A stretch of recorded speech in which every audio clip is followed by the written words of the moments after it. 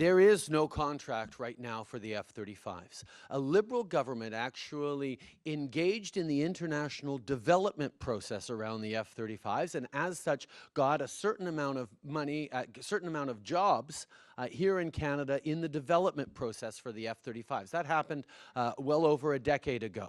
But part of that agreement was that there was no obligation for Canada to actually purchase F-35s. We were part of the international community contributing to the development of it and got jobs through it, but we were never obliged to actually purchase the F-35s. And what we're seeing now, with costs skyrocketing for a plane that has been plagued with troubles after troubles during development, is that it no longer makes sense, if it ever did, to have a stealth first strike capacity fifth generation fighter.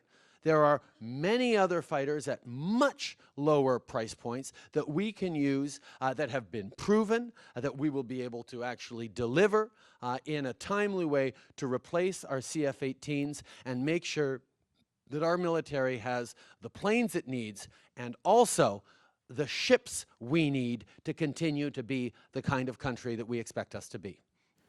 You know, that was one of the more surprising things I've heard Mr. Trudeau say since this campaign began. And when he says things like that, he's just showing his total lack of experience. That's not the way these things work. If he were to proceed that way and saying he's just going to determine the result in advance, he's making the same mistake as Mr. Harper. How can he decide in advance the result without a process? And you can't do that. The basic rule of public administration is you define what you need. Then you go to a public tender process and the lowest conforming bidder gets the contract. Mr. Harper made a huge mistake on the F-35, and we saw all sorts of problems with that particular fighter, you know, the problems of working in the Arctic and everything else, but he decided the result.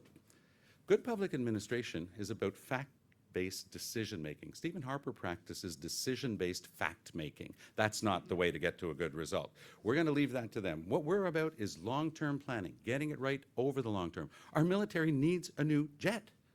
It's obvious we need a new fighter. But where are we going to get it and in what timeline? Because of years of indolence and lost advantage and potential by the Conservatives.